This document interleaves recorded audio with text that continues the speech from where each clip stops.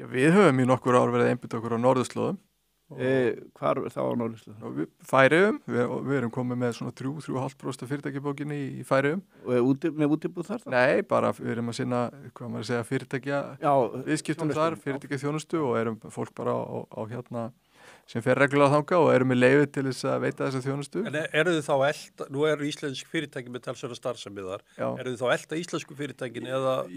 Já, hluta til gerist það þannig, við vorum til dæmis aðstoða Skel í þeirra viðskiptum hérna með olíufélagið PF Magn og en líka við erum bara fann að veita þjónustu hefðbundnum færeyskum félögum og Grænland er annað svæði, Kanada, sjávarútvegurinn þar hafa íslensk sjávarútvegsfyrirtæki og þjónustufyrirtæki við sjávarútveg heilmikið fram að færa. En þið fylgir svolítið þessum viðskiptum Íslendinga á þá komið vegna þess að þetta eru íslensk fyrirtæki sem að skipta við ykkur og eru ykkar bakland. Algjörlega og svo hefur við Ísland er náttúrulega á norðurslóðum líka og við höfum að síðustu áratugum byggt upp okkar hagkerfi með einstökum hætti.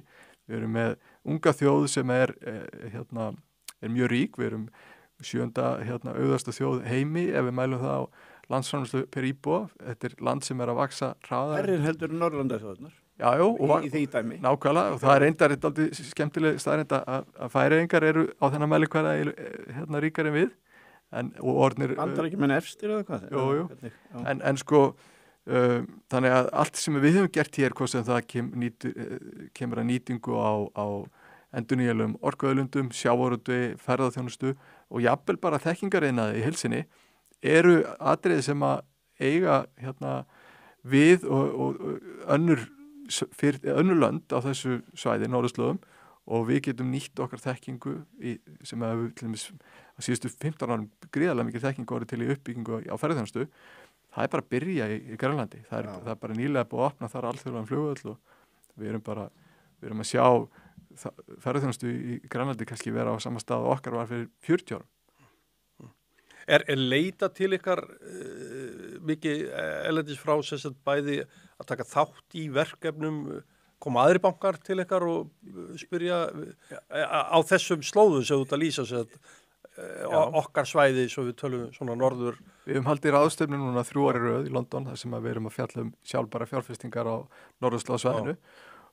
Við höfum í okkar samskiptum við erlenda banka verið að tala þessar áherslur í okkar rekstri og já, ég get staðfest að á síðustum vikum og mánuðum þá hafa þessir aðalar verið að koma tilbaka til okkar og verið að spyrja, hvaða verkefni eru hérna? Nú áttu okkur á því að þetta er bara komið í fókus, þetta svæði.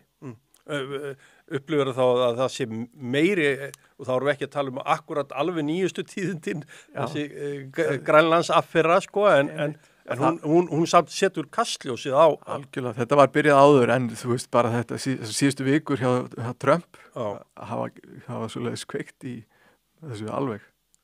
Það er allir að velta þessu fyrir sér. Því að hann hefur rauninni aldrei farið djúpt í það hvað vakir fyrir bandarískum stjórnvöldum. Af hverju er þessi áhugi svona mikill?